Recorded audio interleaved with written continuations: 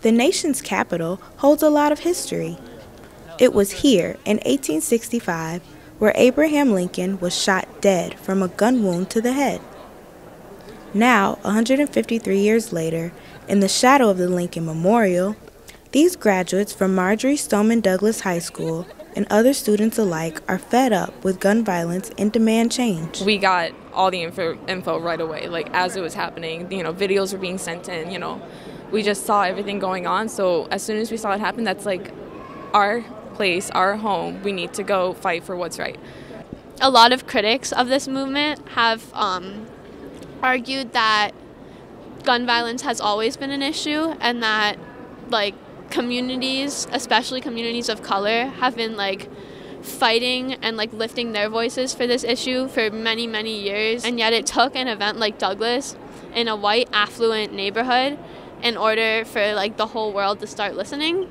And I think we need to be very mindful of that to make sure we're not only lifting the voices of students like us from Parkland, Florida, but also students from communities everywhere who have been affected by gun violence for their entire lives. For Lodging matched up a few Florida students to stay at a host home in D.C. They had Maggiano's for dinner and got to know each other over refreshments, games, and protest signs. I'm pretty excited. This is my first time being part of a big movement. I've gone to smaller stuff with friends in the past, especially after the shooting in Parkland, but this is the first big one, so I'm looking forward to it. We went first from Boca. We drove up to Orlando. From Orlando, we got on a plane. From Orlando, we went to Baltimore. From Baltimore, we took the train to D.C., then from D.C., the metro, we came here. I live 2 blocks away from Douglas, so I knew people who died because of this shooting. I know all the people affected.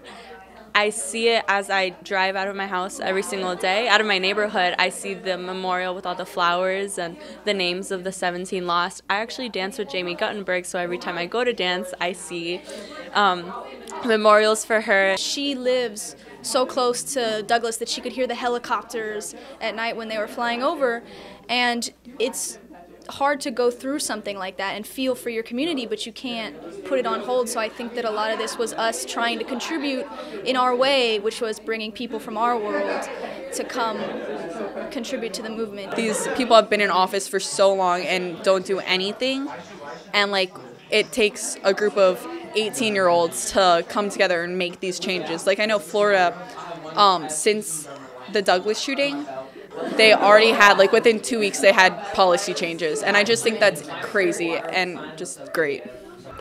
Those students, along with hundreds and thousands of others, have come together for the March of Our Lives here in Washington, D.C. Signs, signs, and more signs could be seen everywhere you looked. Comfy shoes were definitely a must-have on the breezy yet beautiful sunny day. Of course, the police presence was heavy and extensive to assure the safety of all attendees. The monumental crowd was a sea of diversity, with people from multiple backgrounds coming together to remember all of the lives lost due to gun violence. But not surprisingly, the most prominent group present were the students. I feel empowered, and it's kind of sickening that it's 2018 and this is still a problem. I came here today because I didn't get to make it for the school one, the school-wide walkout, because I had tests to do. So I thought, since I didn't get to make it there, I thought I wanted my voice to be heard. I feel like it's bad because I shouldn't be able to go to school and be scared of getting an education. I should be able to go to school, be happy, okay, I'm learning, come back home, be safe. But going to school, it's is it books or guns I'm going to learn about that day? I don't know why they're trying. I've seen recently on Twitter they're trying to give teachers guns. I honestly think that's OC. I don't think that's smart at all. I feel like that's ridiculous. Who knows? One teacher can have a really bad day and just want to let it out on the student, and then lives are gone for no reason. I like to say to start fighting. Start fighting for what's right. That's what. Yeah.